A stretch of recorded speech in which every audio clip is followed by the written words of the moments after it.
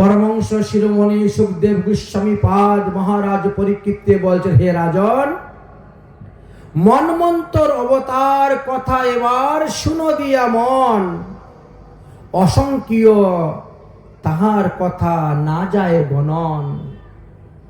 মন্বন্তর অবতার যে কতবার হয়েছেন সেটা গণনা করে বলা যাবে না। তুমি জানো এক মন্বন্তর কাল সমান কত? ৭১ চতুর্যুগে এক মন্বন্তর হয়। তাহলে এক চতুর্যুগ সমান কত? এক চতুর্যুগ বলতে সত্য, তেতা, দাপর, কলি চারটাকে একত্র করলে এক চতুর্যুগ হয়। সত্যযুগের পরমায়ু ছিল ১৭,২৮,০০০ বৎসর। তেতা যুগের পরমায়ু ছিল ১২,৯৬,০০০ বৎসর। দাপর যুগের পরমায়ু ছিল ৮,৬৪,০০০ বৎসর। আর কলিযুগের পরমায়ু হলো 4,৩২,০০০ বৎসর। তাহলে এই 4 যুগের সময়টাকে যদি একত্রে যোগ করা হয় ৪৩,২০,০০০ বৎসর হলে এক দিব্য যুগ। এই সময়টাকে যদি আমরা ৭১ দিয়ে আবার গুণ করি তাহলে ৩০,৬৭,২০,০০০ বৎসরে হয় এক মন্বন্তর। বুঝতে পারলেন? ৩০,৬৭,২০,০০০ বৎসরে হয় এক মন্বন্তর। আর এতদিন পর্যন্ত একজন ইন্দ্র রাজত্ব করেন। এক একটা মন্বন্তর কাল পর্যন্ত এক একজন ইন্দ্রের রাজত্ব হয়ে থাকে।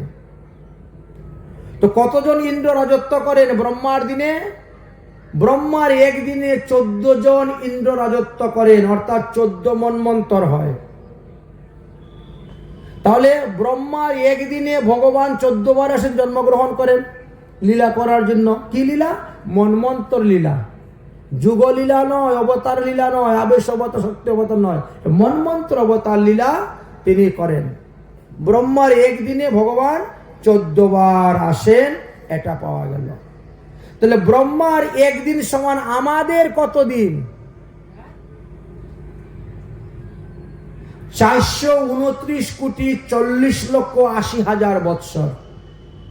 আমার মতো মানুষের দিন গণনা অনুসারে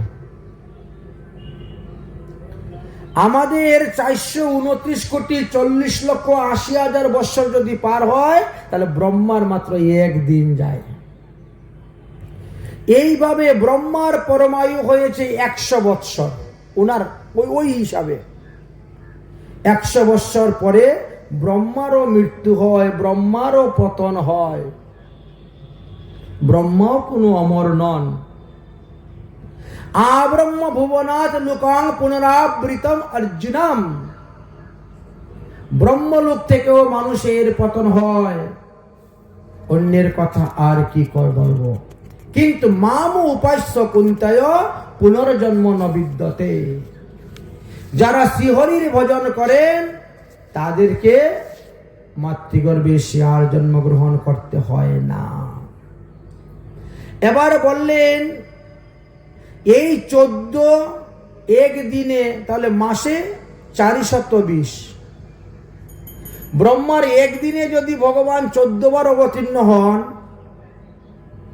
ব্রহ্মার একদিনে ভগবান যদি 14 বার মন্বন্তর অবতার নেন তাহলে ব্রহ্মার এক মাসে তিনি কতবার অবতার নেন? 420 বার। ব্রহ্মার এক মাসে ভগবান 420 বার অবতীর্ণ হন। তাহলে ব্রহ্মার এক বৎসরে কতবার অবতীর্ণ হন? একে আবার 12 দিয়ে গুণ করো, 5040। ব্রহ্মার এক বৎসরে ভগবান 5040 বার পৃথিবীতে আসেন মন্বন্তর অবতার নিয়ে। তাহলে ব্রহ্মার পরমায়ু হলো 100 বৎসর। তাহলে একজন ব্রহ্মার পরমায়ু কালে ভগবানের মন্বন্তর অবতার কত হয়? 1 দশক শতক হাজার অযুত লক্ষ, 5,40,000, 4,000, 5,04,000 বার ভগবানের মন্বন্তর অবতার নিয়ে আসতে হয় একজন ব্রহ্মার পরমায়ু কাল যতদিন ততদিন। অতএব মন্বন্তর অবতারও তো অসংখ্য, এতগুলো অবতার কি বর্ণন করা সম্ভব? সম্ভব নয়। তাই তার মধ্যে যে কয়টি মুখ্য মুখ্য অবতার আছে সেই কয়টাই আমরা এখানে আস্বাদন করব। এত এক ব্রহ্মাণ্ডের কথা বলা হয়েছে, এইভাবে অনন্ত অনন্ত ব্রহ্মাণ্ড আছে। সব ব্রহ্মাণ্ডেই ব্রহ্মা আছেন, সব ব্রহ্মাণ্ডেই ইন্দ্র আদি দেবগণ আছেন, ব্রহ্মা বিষ্ণু মহেশ্বর আছেন। আর সেই ব্রহ্মাণ্ডেও তো মানুষগণ বাস করতেছে, জীবকুল বাস করতেছে, সেখানেও তো ভগবানকে মন্বন্তর অবতার নিতে হয়। অনন্ত ব্রহ্মাণ্ড জয়ছে না যায় গণন, মহাবিষ্ণুর এক শ্বাসে ব্রহ্মার জীবন। ব্রহ্মার 100 বৎসর যে মহাবিষ্ণুর একবার শ্বাস নেওয়া, একবার শ্বাস গ্রহণ করলেন আর ছাড়লেন, শেষ ব্রহ্মার জীবন। এক মন্বন্তর অবতার দেখো লেখা অনন্ত, অতএব কত বর্ণন করিব আমি, তাহার কোনো অন্ত নেই। তাই সংক্ষেপে আমি তোমার নিকটে কয়েকটি মন্বন্তর অবতারের কথা বর্ণন করি। দেখো, প্রথম যে মন্বন্তর হলো, বর্তমানে আমাদের শ্বেত বরাহ কল্প চলতেছে। এই শ্বেত বরাহ কল্পে ব্রহ্মার দেহ হইতে মনু এবং শতরূপা জন্ম নিলেন। তাই এই মন্বন্তরকে বলা হয় কি? স্বয়ংভুব মনুর মন্বন্তর। এই মন্বন্তরের রাজা হলেন স্বয়ংভুব মনু, তার স্ত্রী হলেন শতরূপা, তাহার 2টি পুত্র 3টি কন্যার কথা আমরা আলোচনা করেছি। ভগবান স্বয়ংই ধর্ম উপদেশ দেওয়ার জন্য স্বয়ংভুব মনুর কন্যা আকুতির গর্ভে যজ্ঞ পুরুষ রূপে অবতীর্ণ হয়েছিলেন। এই স্বয়ংভুব মনুর রাজার রাজ্য ছিল ব্রহ্মবর্ত দেশে, বৈষ্মতী নগরে তার রাজধানী। সেখানে কুশ এবং কাশিয়া উৎপত্তি হয়। আগামী করল কিন্তু কুশ কাশিয়া সঙ্গে রাখবেন। গ্রহণ চলাকালীন অবস্থায় যদি কুশ কাশিয়া সঙ্গে রাখা যায়, গ্রহণের কোনো কুদৃষ্টি কুফল পড়ে না, দেহ পবিত্র থাকে। এই জন্য আপনাদের আশেপাশে কোথাও যদি থাকে তুলে নিয়ে আসেন গাছ, না থাকলে বাজার থেকে কিনে নিয়ে আসবেন। কুশের আসনে বসেন, কুশ শরীরে রাখেন, কুশ রান্না করে দিবেন, ঠাকুর করে দিবেন, উপরে জলের ট্যাঙ্কির মধ্যে দিবেন, ভান্ডার করে দিবেন, তাহলে গ্রহণের দোষ পড়বে না। কুশ এত পবিত্র বস্তু।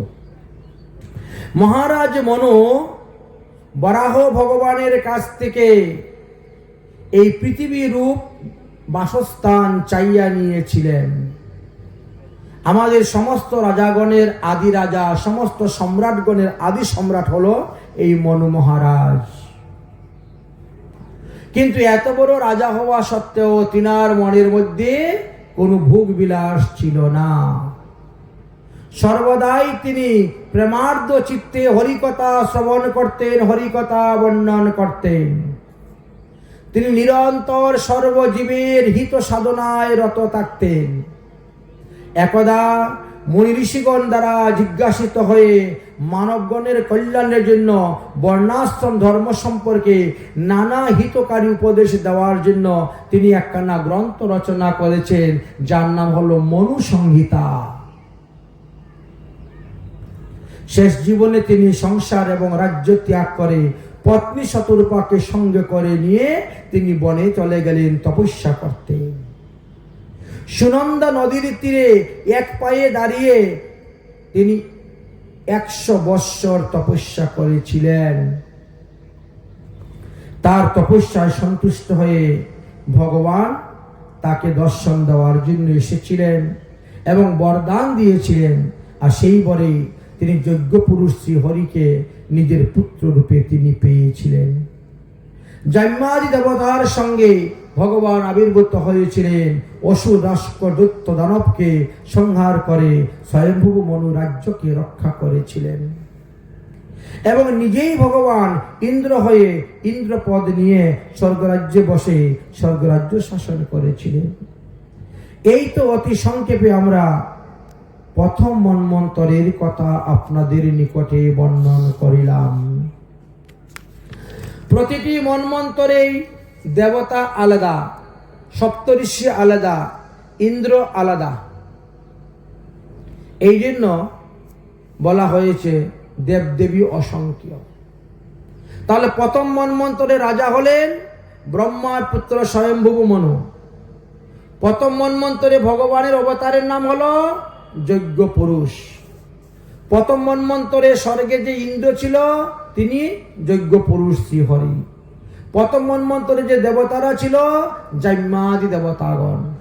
প্রথম মন্বন্তর সপ্তর্ষিগণ ছিলেন পৃথক পৃথক নাম নিয়ে এবং প্রথম মন্বন্তরে ভগবান যজ্ঞ পুরুষের পুত্র রূপে জাম্যাদি দেবতাগণ জন্ম নিয়েছিলেন। এবার আসলাম দ্বিতীয় মন্বন্তর।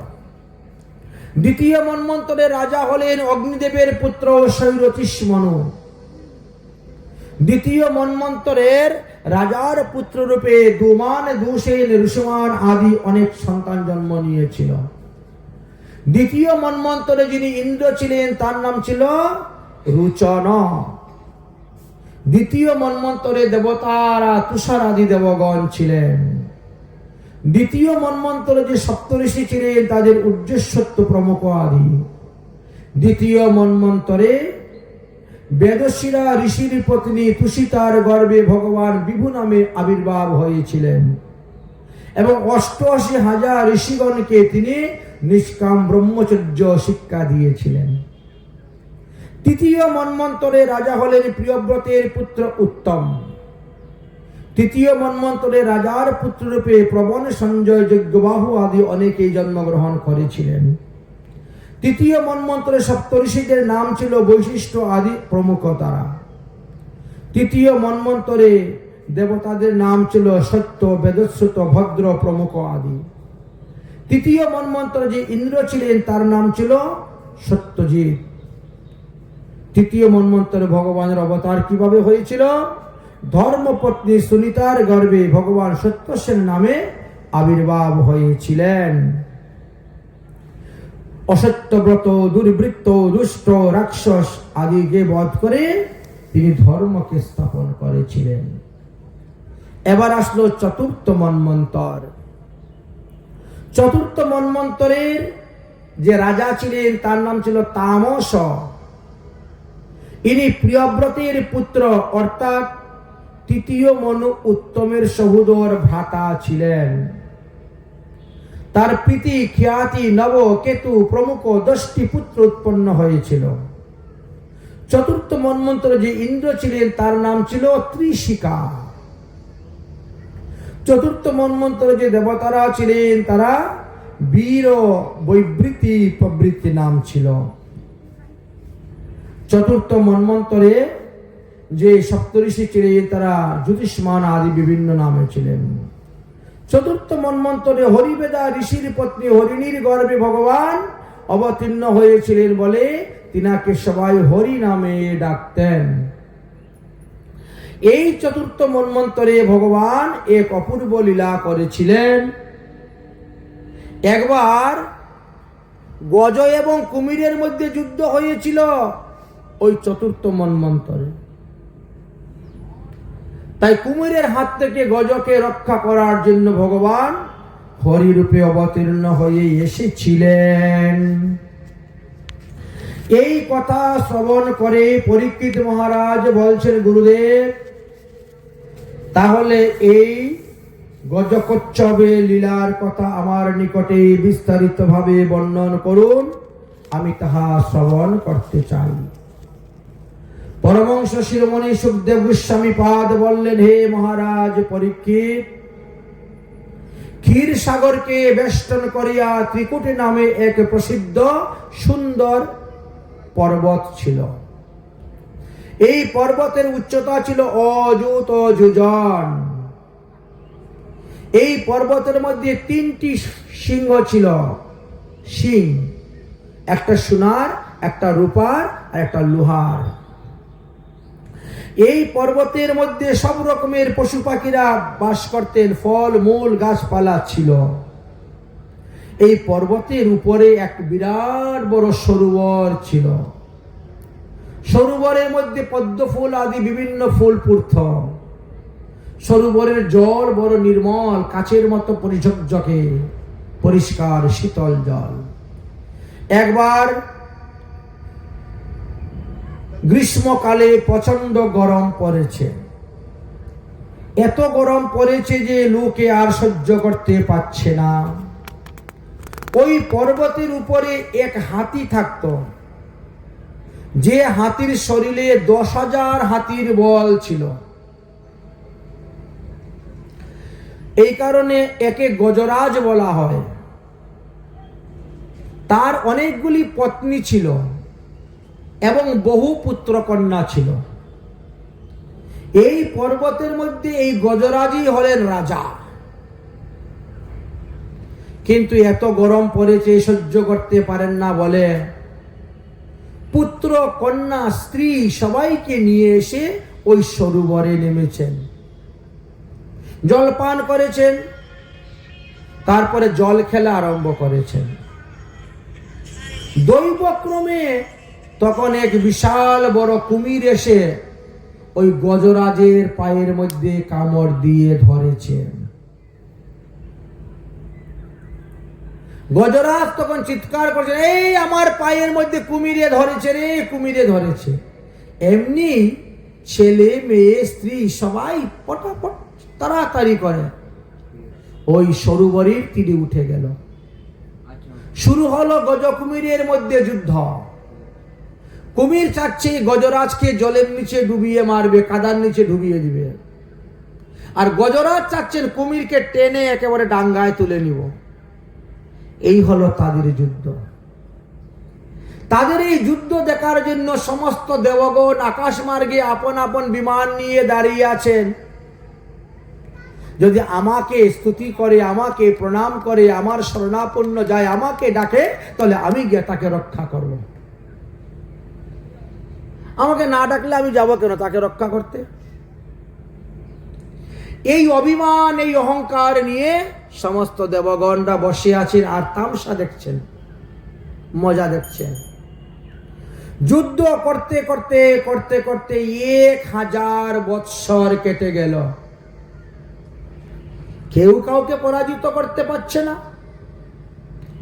যত সময় যাচ্ছে ততই হাতির শক্তি কমে যাচ্ছে আর কুমিরের শক্তি বেড়ে যাচ্ছে। আর জলে বাস করে কুমিরের সঙ্গে যুদ্ধ করে জয়লাভ করা তো বড় মুশকিল, সম্ভব নয়। হাতি তখন বলছেন 1000 বৎসর হয়ে গেল যুদ্ধ করতে করতে, 1000 বৎসর ধরে খাওয়া নেই, দাওয়া নেই, কিছুই নেই। অতএব হে ছেলে মেয়ে স্ত্রী, তোমরা একটু আমাকে ধরো, সাহায্য করো, তাহলে তো আমি উঠে যেতে পারি। কিন্তু সবারই তো প্রাণের ভয় আছে। কেউ জলে নেমে সাহায্য করতে রাজি হলেন না। ডাঙায় থেকে সুর দিয়ে লেজ ধরে টানতেছেন। এতে কি আর হাতি তোলা যায়? জল থেকে, সরোবর থেকে কুমির তোলা যায়? কিছুক্ষণ টানাটানি বলে বলছে, বাবা আমাদের ক্ষুধা লেগে গেছে, আমরা একটু খাওয়া দাওয়া করে আসি। বলে রওনা হয়ে যাচ্ছে। ছেলে মেয়েদের সঙ্গে সঙ্গে স্ত্রীও চলে যাচ্ছে। তখন গজরাজ বলছেন, ওগো ছেলে মেয়েরা যাচ্ছে যাক, তুমি যেও না, তুমি আমার পাশে থাকো, তুমি একটু ধরো, সাহায্য করো। তুমি না আমার অর্ধাঙ্গিনী? অগ্নি সাক্ষী করে, সমাজ সাক্ষী করে, সূর্য সাক্ষী করে আমি তোমাকে বিয়ে করেছি, অর্ধাঙ্গিনী। আর আজ আমি এত বড় একটা বিপদের মধ্যে পড়লাম, আর আমাকে ফেলে তুমি চলে যাচ্ছ। নামো, জলে নামো, আমাকে একটু ধরো, সাহায্য করো। পত্নী তখন কি বলল? আরে জলে নামলে পরে যদি আরো এরকম ভাবে 2-4টা কুমির এসে আমাকে ধরে ফেলে তো খেয়েই ফেলবে। তুমি তো মরছো, আমিও যদি মরে যাই তো ছেলে মেয়ের বিয়েটা দিবে কে? তাই তুমি মরছো, মরো, আমি বেঁচে থাকলে ছেলে মেয়ের অন্তত তোমাকে বিয়েটা তো দিতে পারবো। এর নাম হলো সংসার, যার মধ্যে কিচ্ছু নেই আর তাকে আমরা সংসার বলি। সম উপসর্গ সার, যার মধ্যে কোন সার বস্তু বলতে কিছুই নেই। গজরাজ বলছে তোমাদের ভূত ভবিষ্যৎ চিন্তা করে আমি মাথার গাম পায়ে ফেলে কত দূর থেকে খাবার নিয়ে এনে এনে তোমাদেরকে খাওয়াতাম। ছেলেকে বড় করলাম, মেয়েকে বড় করলাম, স্ত্রীকে পোষণ করলাম, আর আজ আমি এত বড় একটা বিপদে পড়ছি, আমাকে ফেলে রেখে তোমরা চলে যাচ্ছ। এটাই তোমাদের ধর্ম। তাহলে তোমাদের উপর আশা করে তো লাভ নেই, তোমাদের উপর ভরসা করে লাভ নেই। তাই ভরসা ভগবানের উপর করতে হবে। তাই তিনি ভগবানের চরণে শরণাপন্ন হলেন। হে ভগবান, আমি বিপদে পড়েছি, তুমি আমাকে রক্ষা করো। 28টা শ্লোকের দ্বারা গজরাজ স্তুতি করেছিলেন ভগবানের। শরণাপন্ন ব্যক্তিকে ভগবান কখনো ত্যাগ করেন না। তাই 6 প্রকারে আমরা শরণাপন্ন হতে পারি ভগবানের চরণে। সরস্ব শরণাগতি, শরণাগতির লক্ষণ 6 প্রকার আছে। আজ গজরাজ ভগবানের চরণে শরণ নিয়েছেন। शरण में आई हम है तुम्हारी, दया करो हे दयाल होरी। शरण में आई हम है तुम्हारी, शरण में आई हम है तुम्हारी, दया करो हे दयाल होरी, दया करो हे दयाल होरी। शरण में आई हम है तुम्हारी, शरण में आई हम है तुम्हारी, दया करो हे दयाल होरी, दया करो हे दयाल होरी।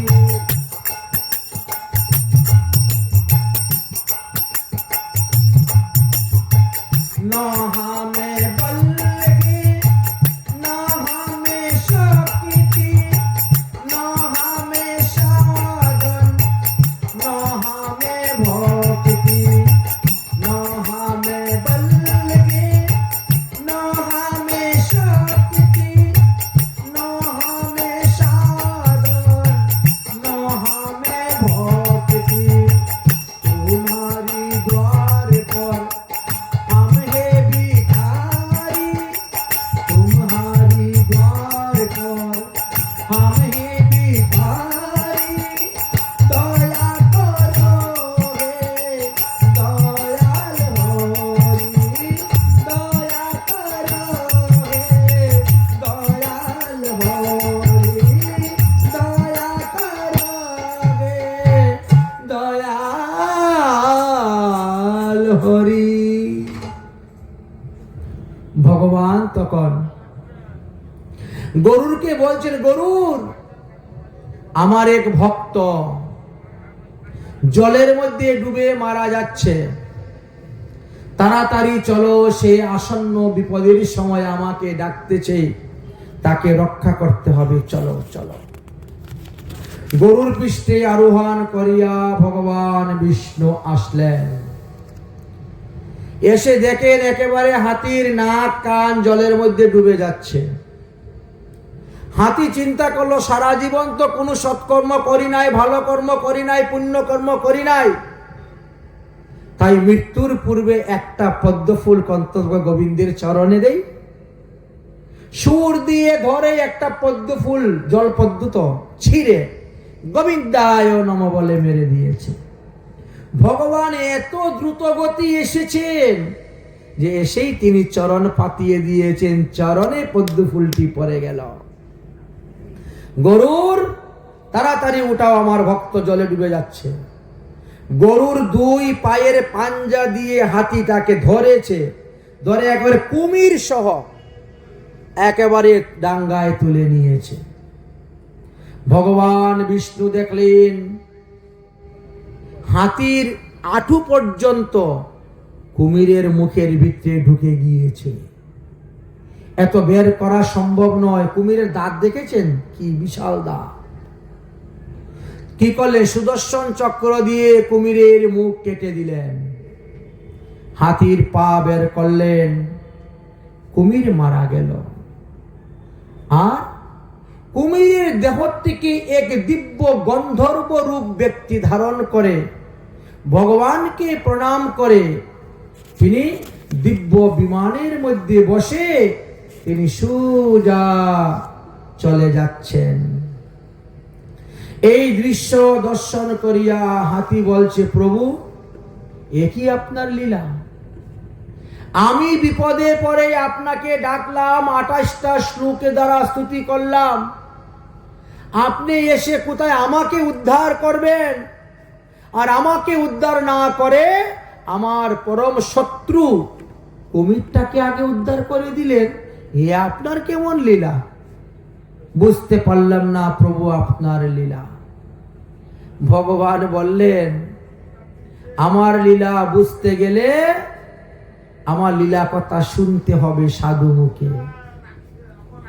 দেখো, আমি প্রতিটি স্থানেই বলে দিয়েছি, কেউ যদি আমার ভজন করে তাহলে সে আমাকে পাইতে পারে, নাও পাইতে পারে, কিন্তু যে আমার ভক্তের চরণাশ্রয় করে ভজন করবে সে আমাকে পাবেই পাবে। হে হাতি গজরাজ, তুমি তো আমার ভক্ত, তুমি আমার চরণে ফুল দিয়েছ, তুমি 28টি শ্লোকের দ্বারা তুমি আমাকে স্তুতি করেছ, আর তোমার চরণ ধরেছে কে? কুমির। এই জন্য তোমার মতো ভক্তের চরণ ধরেছে বলে তাকে আমি আগে উদ্ধার করে দিয়েছি। যারা ভক্তের সেবা করে, ভক্তের চরণ ধরে, তাদেরকে আমি আগে উদ্ধার করে দিই। আমি প্রতিটি শাস্ত্রে বলে দিয়েছি, ভক্ত পদ জল, ভক্ত পদ রজ, ভক্ত ভুক্ত অবশিষ্ট, তিনি মহাফল। তো 1000 বৎসর ধরে ওই কুমিরটা তোমার পা ধরে পড়ে আছে। আপনি কদিন কোন সাধুর পা ধরে পড়ে থাকবেন? 1 মিনিট, 2 মিনিট, 5 মিনিট, তাহলে 1 ঘন্টা, তার উপরে তো নয়। আর সেই বেচারা 1000 বৎসর, 1000 বৎসর ধরে তোমার মতো ভক্তের চরণ ধরে বসে আছে। সে তোমার চরণের রস খেয়েছে, সে তোমার চরণের চরণামৃত পান করে, সেও তো 1000 বছর ধরে বেঁচে আছে। তো তাকে আগে উদ্ধার করবো না তো কাকে আগে উদ্ধার করব? এই জন্য তাকে আগে উদ্ধার করে দিলাম। এই যে উপকার, এই উপকারের দ্বারা আমরা কি শিখতে পেলাম, কি বুঝতে পারলাম? এই গজকুমির উপকারের মাধ্যমে আমরা জানতে পারলাম যে আমাদের এই সংসারটাও একটা সরোবর। এই সংসার সরোবরের মধ্যে আমরা বাস করতেছি। আর কুমির হলো আমাদের মৃত্যুদেব। কুমির যেমন হাতির পা ধরেছে, ঠিক তেমনি ভাবে মৃত্যুদেব আসলো আগে আমাদের পা ধরে। যখন দেখবেন পায়ের শক্তি কমে গেছে, দৌড়তে পারেন না, হাঁটতে পারেন না, হাঁটতে গেলে পা যেন কে পিছন দিকে টানতেছে, তাহলে মনে করবেন যে আমি আর বেশি দিন বাঁচব না, মৃত্যু আমাকে ধরে ফেলেছে, আর বেশি দিন বাঁচব না। তখন আপনার কর্তব্য কি? হাতি যেমন ওই আসন্ন বিপদের সময় ভগবানকে ডেকেছিল, স্ত্রী পুত্র কন্যার চিন্তা করে নাই, বাড়ি গাড়ির চিন্তা করে নাই, ঠিক তেমনি ভাবে আপনার আমারও কর্তব্য শ্রী হরিকে ভজন করা, হরিকে স্মরণ করা। হাতির শরীরে 10,000 হাতির বল থাকলে কি হবে? যারা কামুক পুরুষ তাদের শক্তি এখানে কাজ করবে না।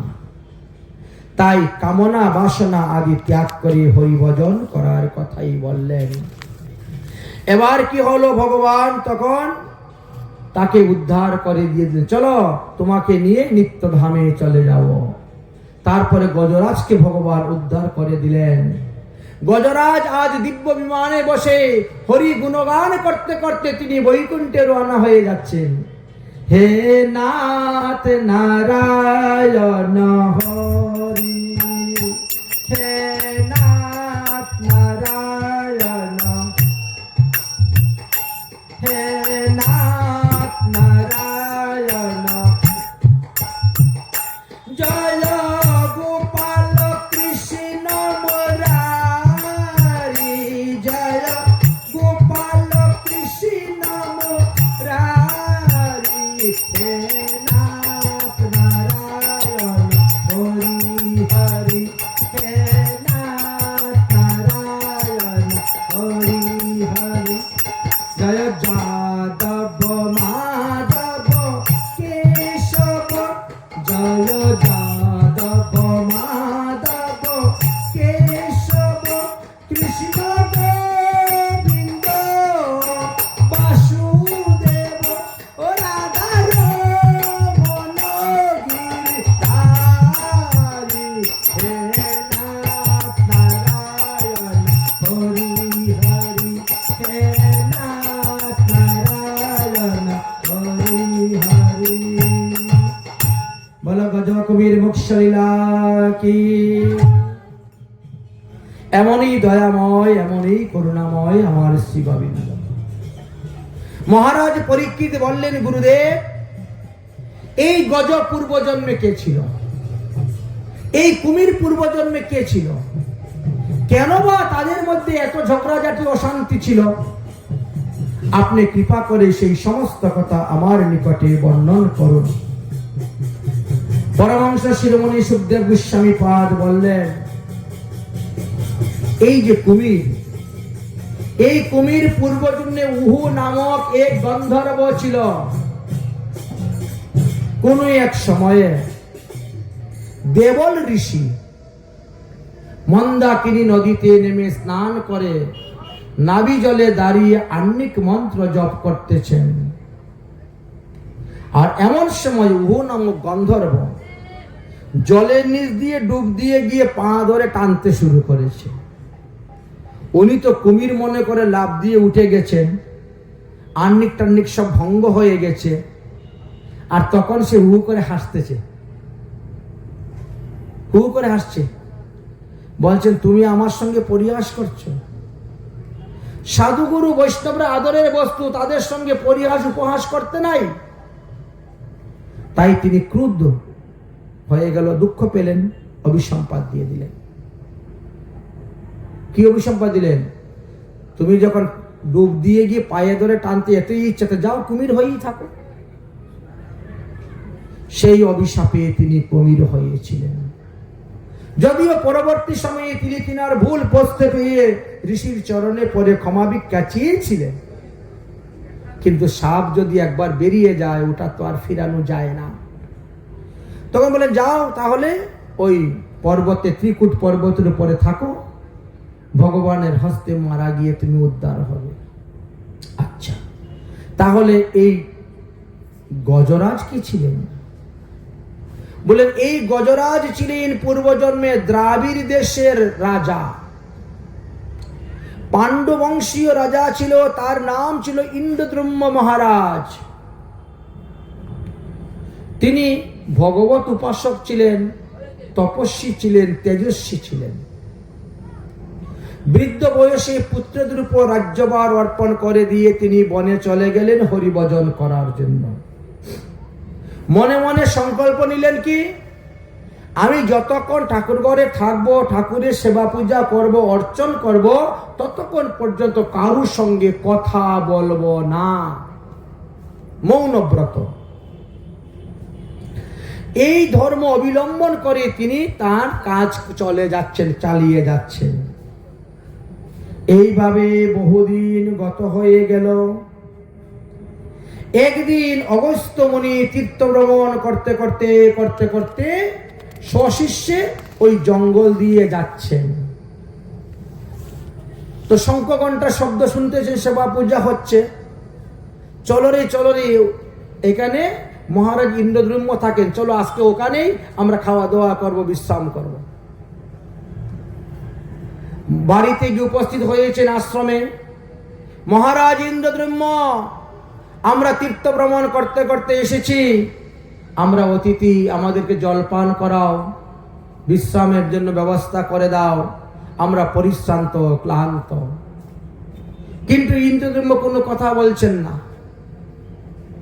একবার নয়, দুবার নয়, তিনবার নয়, বারবার ডাকা সত্ত্বেও ইন্দ্রদ্যুম্ন কোনো কথা বললেন না। অগস্ত্য মুনি রেগে গেলেন, কিরে ইন্দ্রদ্যুম্নের কান কি হাতির কান হয়ে গেছে নাকি? এত জুড়ে জুড়ে ডাকতেছি, শুনতে পাচ্ছে না? তো থাক, তুই হাতি হয়েই থাক। এই তো অপরাধ। তাই আপনি যতই সাধন করেন না, যতই ভজন করেন না কেন, যদি আপনার গুরুদেব এসে আপনাকে ডাকেন, কিছু না বললে তো রাধে রাধে তো বলবেন, হরে কৃষ্ণ তো বলবেন, জয় নিতাই জয় গৌর তো বলবেন। এতে তো মৌনব্রত নষ্ট হয় না। গুরুদেবের সঙ্গে কথা বললে মৌনব্রত নষ্ট হয় না। কোন ব্রত ধরার আগে তার নিয়মগুলা জানো, জেনে শুনে ধরো, তবেই তো মঙ্গল। আর না জেনে করলে ওই ইন্দ্রদ্যুম্নের মতো অবস্থা হবে। আমাদের কিছু কিছু লোক আছে, তাদের মালাতে এত নিষ্ঠা, মালা জপ করে যাচ্ছে। যদি কেউ বলে, আরে ভাই আমার পিপাসা লাগছে, এক গ্লাস জল দাও, তাও গিয়ে জল আনতে যায় না, ওই মালা জপই করে। বলে মালা জপ করতে তো ওই মাথায় যাব, তারপরে জল এনে দিব। আরে ততক্ষণে তো বেচারা কষ্ট পাচ্ছে। ওটা ভজন নয়। যেখানে মালা আছে ওখানে মালা ধরে টান দিয়ে বের করে নাও, করে গিয়ে আগে গুরু সেবা করো, সাধু গুরু বৈষ্ণবের সেবা করো। মনে করেন আমি মালাটা নিলাম, মালাটা আমি জপ করতেছি, কোথায় যে আছি তা তো আমি জানি না। এখন আমার গুরুদেব হোক, গুরুভাই হোক, জেঠা গুরু হোক, কাকা গুরু হোক, কেউ আমাকে উপদেশ দিচ্ছে, আদেশ দিচ্ছেন, ভাই ওটা করো তো, ওইটা নিয়ে আসো তো, সঙ্গে সঙ্গে মালা ধরে টান দিয়ে এইভাবে রেখে দিতে হবে। এইভাবে রেখে দিয়ে হাত ধুয়ে গিয়ে আগে তিনার সেবা করতে হবে। তার সেবা শেষ হয়েছে, হাত ধুয়ে আবার এইখান থেকে মালা ধরে আবার জপ করা শুরু করে দাও।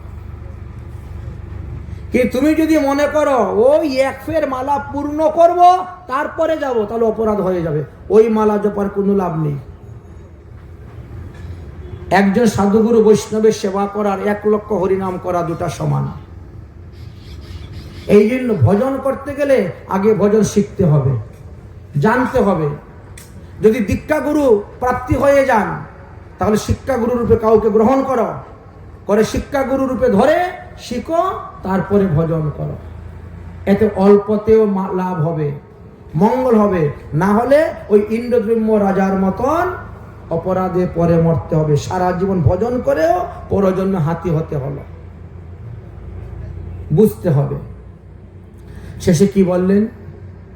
হরিনাম সহস্রাক্য গজেন্দ্রস্য চ মুক্ষমম কার্তিকে পটতে যস্ত্র পুনর্জন্ম ন বিদ্যতে। আমাদের 12 মাসের মধ্যে কার্তিক মাস শ্রেষ্ঠ, তাই না?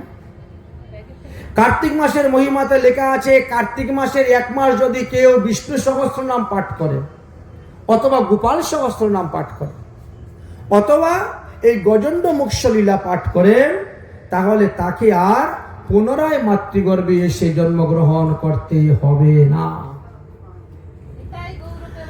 এই হলো মহিমা। এখানে আমরা চতুর্থ মন্বন্তরের কথা বিশ্রাম দিলাম। এবার পঞ্চম মন্বন্তরের কথায় প্রবেশ করি। পঞ্চম মন্বন্তরে যে মনু ছিলেন তিনি হলেন রৈবত। ইনি প্রিয়ব্রতের পুত্র, চতুর্থ মনুর সহোদর ভ্রাতা ছিলেন, তামসের ভাই। তিনার অর্জুন, বলি, বিন্দু প্রমুখ বহু পুত্র ছিল। পঞ্চম মন্বন্তরের যে ইন্দ্র ছিল তার নাম ছিল ভুবি। পঞ্চম মন্বন্তরে বহু দেবগণের আবির্ভাব হয়েছিল, ভৃত্যরয় আদি প্রমুখ দেবগণ। পঞ্চম মন্বন্তরে যে সপ্তঋষি ছিলেন তাদেরও পৃথক পৃথক নাম ছিল, হিরণ্য, রুমা, বেদ, শিরা প্রমুখ, ঊর্ধ্ব, বাহু প্রমুখ। পঞ্চম মন্বন্তরে শুভ্র ঋষির ঔরসে তাহার স্ত্রী বৈকুণ্ঠের গর্ভে বৈকুণ্ঠবাসী দেবগণের সহিত বৈকুণ্ঠ নাম নিয়ে ভগবান পৃথিবীতে অবতীর্ণ হয়েছিলেন। এটি হলো পঞ্চম মন্বন্তর অবতার। ষষ্ঠ মন্বন্তরের নাম ছিল চাক্ষুষ মন্বন্তর। ইনি চক্ষুষের পুত্র ছিলেন চাক্ষুষ। তার পুরু, পুষ, দুষ্মন্ত প্রমুখ অনেক পুত্র জন্মগ্রহণ করেছিল। ষষ্ঠ মন্বন্তরে যে দেবরাজ ইন্দ্র ছিলেন তিনার নাম ছিল মন্ত্রধূম নামক ইন্দ্র। ষষ্ঠ মন্বন্তরে যে দেবতারা ছিলেন তাদের নাম ছিল আপ্যায়ন প্রমুখ আদি। ষষ্ঠ মন্বন্তরে সপ্তঋষিগণের মধ্যে ভবিষ্যমান, বিরায়ক আদি প্রমুখ ছিলেন। জগৎপতি ভগবান বিষ্ণু এই ষষ্ঠ মন্বন্তরে বৈরজিতি এর স্ত্রী সম্ভ্রমার গর্ভেতে অজিতি নাম নিয়ে এক অংশে তিনি অবতীর্ণ হয়েছিলেন। এত ভিন্ন এই ষষ্ঠ মন্বন্তরে সমুদ্র মন্থন হয়েছিল। আর সমুদ্র মন্থনকে কেন্দ্র করে ভগবানকে প্রথমে কূর্ম অবতার, তারপরে ধন্বন্তরী অবতার, তারপরে মোহিনী অবতারও হতে হয়েছিল। ব্রহ্মকল্পের কথা এখন আমি তোমাকে বলবো, যে কারণে দেখা যায় ব্রহ্মকল্পের ষষ্ঠ মন্বন্তরে একবার ভগবান মৎস্য অবতারও নিয়েছিলেন। অতীব কল্পের অনন্তকালে ব্রহ্মা নিদ্রা হেতু ব্রহ্ম নামক নৈমিত্তিক প্রলয় তখন হয়েছিল। সেই সময়ে ভূমণ্ডলে সমুদ্র গর্ভে নিপতিত হয়ে যাবে। হে পরীক্ষিত, প্রলয়কালে ব্রহ্মা নিদ্রা যান। ব্রহ্মা যতদিন পর্যন্ত শয়ন থাকেন ততদিন পর্যন্ত প্রলয়কাল থাকে। ব্রহ্মা যখন নিদ্রা যাবেন তখন ব্রহ্মার মুখ হইতে বেদ নিগৃহীত হয়ে গিয়েছিল। সেই সময় হয়গ্রীবী নামে এক অসুর দৈত্য সে ওই বেদকে অপহরণ করে নিয়ে চলে যায়। ওই বেদকে উদ্ধার করার জন্য ভগবানকে সপরি মৎস্য অর্থাৎ পুঁটি মাছের রূপ ধারণ করতে হয়েছিল। আর তিনি দেখা দিয়েছিলেন কাকে?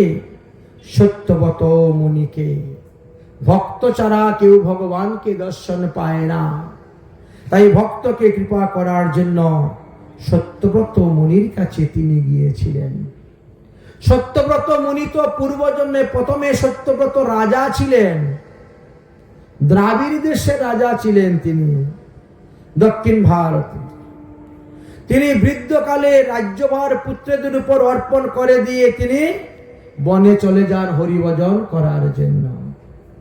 একবার মহালয়ার সময় পিতৃতর্পণ করার জন্য কৃতমাল নামক নদীতে তিনি গিয়েছিলেন জল তর্পণ করতে। সেই সময়ে তিনার হাতের মধ্যে একটা পুঁটি মাছ উঠে যায় তর্পণ জল করতে গিয়ে।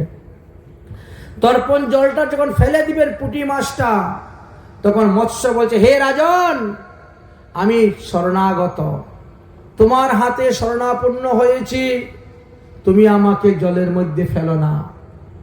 এই নদীর জলের মধ্যে এত বড় বড় মাছ আছে, একটা মাছ আরেকটা মাছকে খেয়েও বেঁচে থাকে। জীবস্য জীবনম, একটা জীব আরেকটা জীবকে খেয়ে বেঁচে থাকে। অতএব আমি তোমার হাতে শরণাপন্ন, তুমি আমাকে ত্যাগ করিও না। শরণাগতিকে যে ত্যাগ করে তার অপরাধ হয়, তার পাপ হয়, তার ধর্ম নষ্ট হয়। রাজা তখন কি করলেন? ওই পুঁটি মাছটাকে কমণ্ডলুর মধ্যে রেখে দিলেন। এদিকে তর্পণ কার্য হয়ে গেছে, এবার মাছটাকে নিয়েই কমণ্ডলু সহ বাড়িতে চলে আসছেন। রান্না বান্না করে খাওয়া দাওয়া করে তিনার মধ্যে বিশ্রাম করেছেন।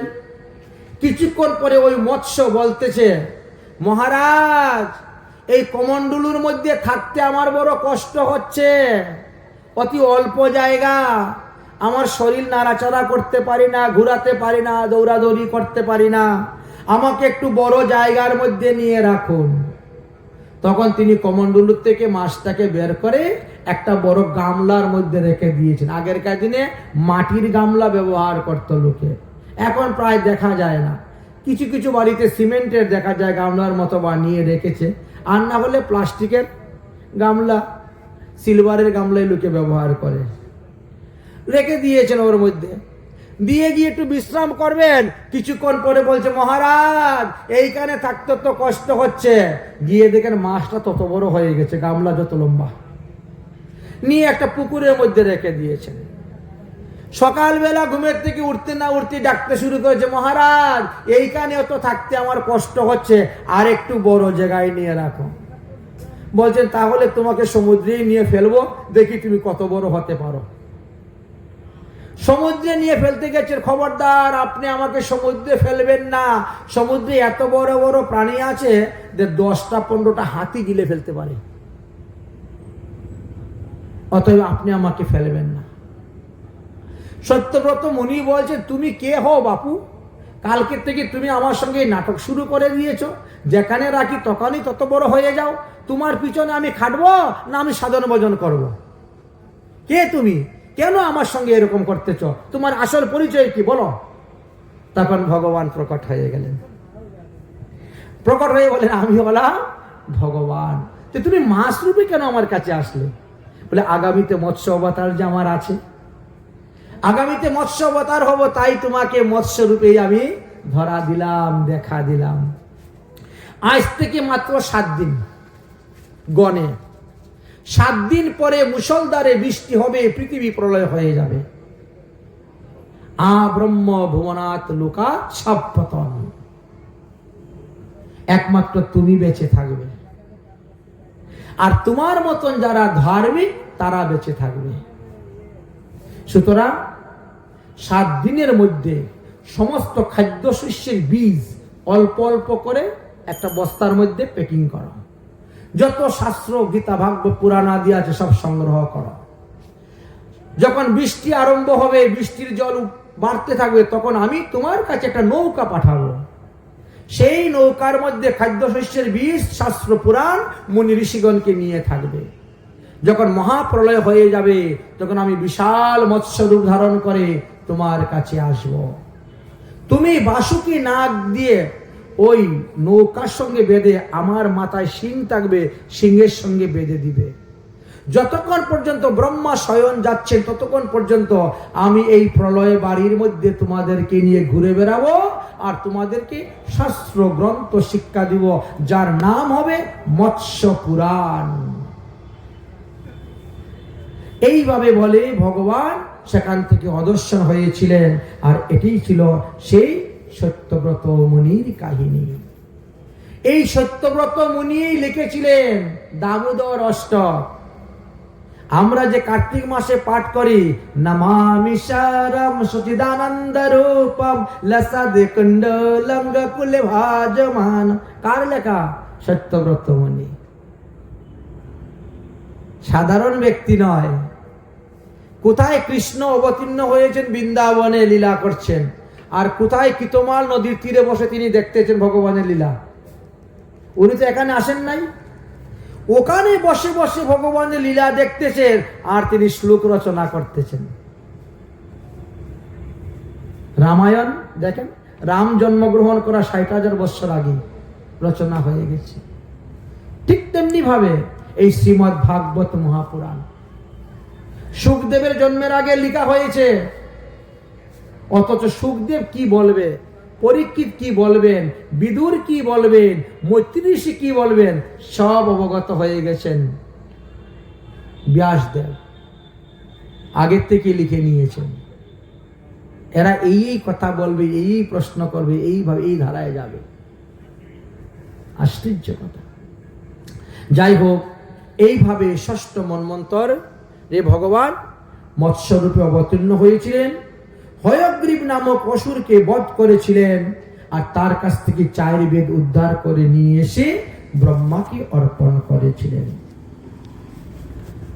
এদিকে পরীক্ষিত মহারাজ বলছেন, গুরুদেব, তাহলে ভগবানের যে বাকি 3 অবতার বললেন, যে সমুদ্র মন্থনকে কেন্দ্র করে ভগবান কচ্ছপ রূপে অবতীর্ণ হয়েছেন একবার, ধন্বন্তরী রূপে অবতীর্ণ হয়েছেন একবার, মোহিনী রূপে অবতীর্ণ হয়েছেন একবার, আর অজিত রূপে তিনি একবার জন্ম নিয়েছেন। তাহলে ষষ্ঠ মন্বন্তরে ভগবানের 4টি অবতার। কেনই বা সমুদ্র মন্থন হয়েছিল? আর সমুদ্র মন্থনকে কেন্দ্র করে ভগবানকে কেন 3টি অবতার নিতে হয়েছিল, সেই কথা আপনি বিস্তার করে আমার নিকটে বর্ণন করুন, আমি শ্রবণ করতে চাই।